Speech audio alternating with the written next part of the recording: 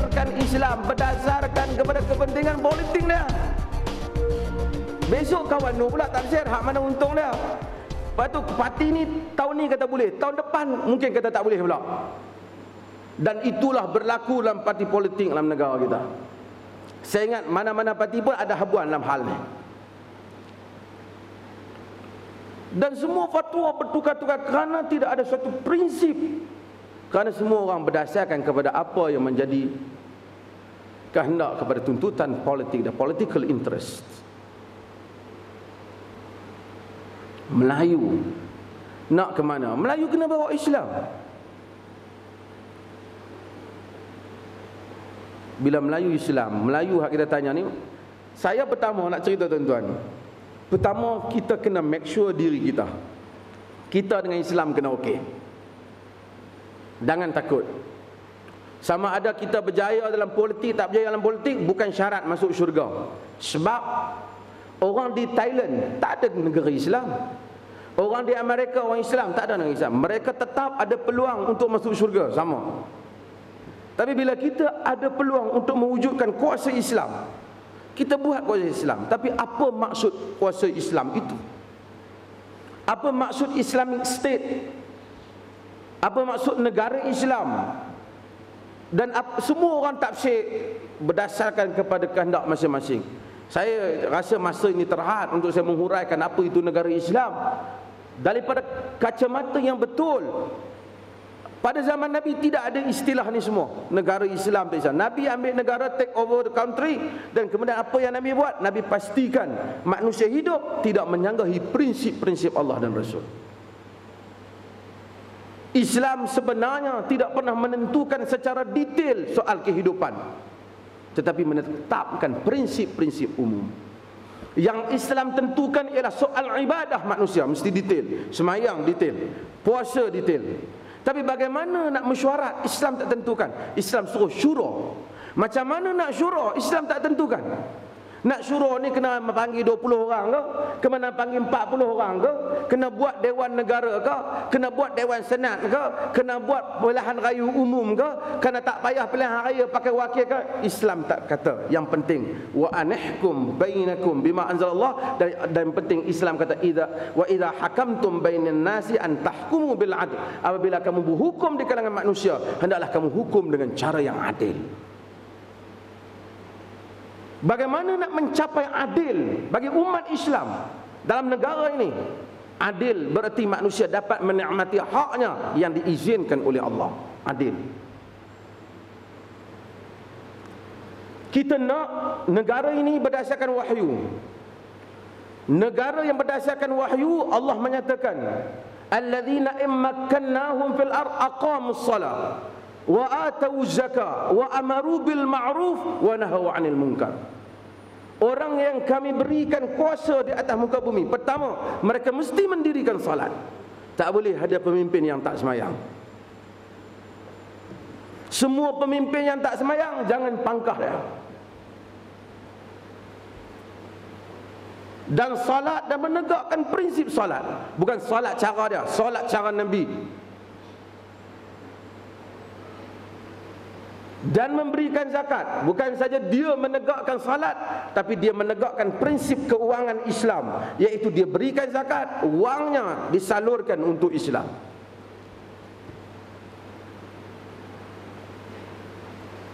Berikutnya, dia mesti menegakkan yang ma'ruf. Benda yang baik dia tegak, benda yang Allah suka dia tegak, dan benda yang mungkar hendaklah dia cegah. Kalau kita ada pemimpin macam tu, kita sokong dia. Nak cakap senanglah, tapi kita nak tengok dia boleh buat. Bila you nak tegakkan yang ma'ruf dan mencegah yang mungkar di dalam politik, tak sama dengan yang ma'ruf dan mungkar dalam masjid. Kerana politik memerlukan kecerdasan, ketangkasan politik. Sehingga you tahu apabila you cegah yang ma'ruf, ma'ruf. Ya, apabila you tegak yang ma'ruf, ma'ruf dapat ditegakkan. Apabila you cegah yang mungkar, mungkar dapat ditumbangkan, negara tidak rosak.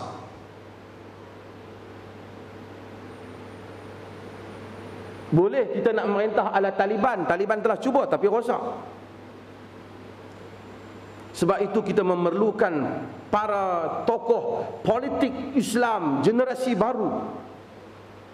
Saya haraplah PAS ke, mana ke, UMNO ke apa, keluarkan tokoh politik Islam yang mampu untuk bercakap pemikiran politik Islam dalam masa hadapan dan mempunyai ketangkasan, kemampuan untuk menguruskan politik.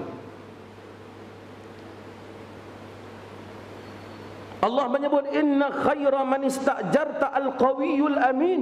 Sebaik-baik orang yang engkau ambil untuk sesuatu urusan hendaklah kuat dan hendaklah amanah.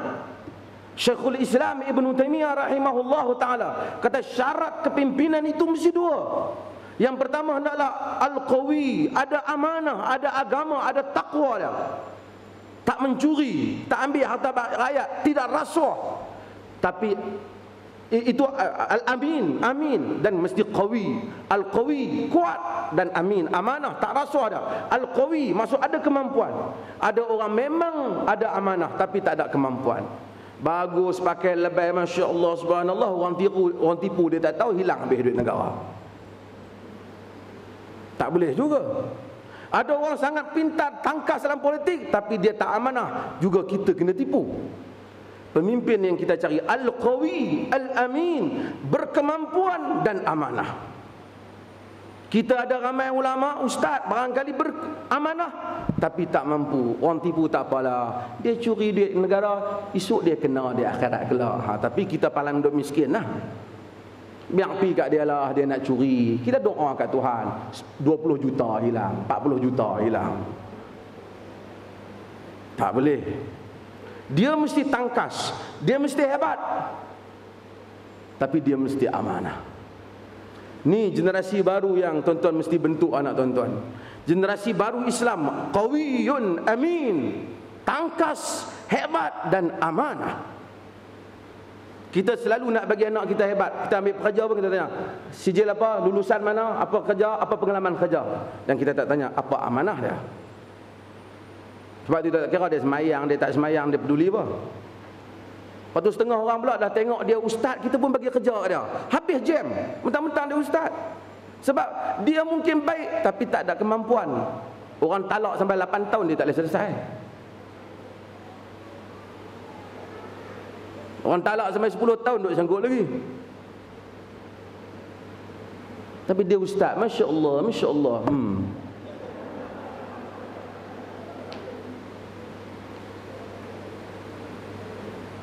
Ini yang kita nak pada masa hadapan ialah kemampuan ini. Orang Melayu mesti dipimpin oleh qawiyun amin. Jadi next election, coming election ni kita akan cari qawiyul amin.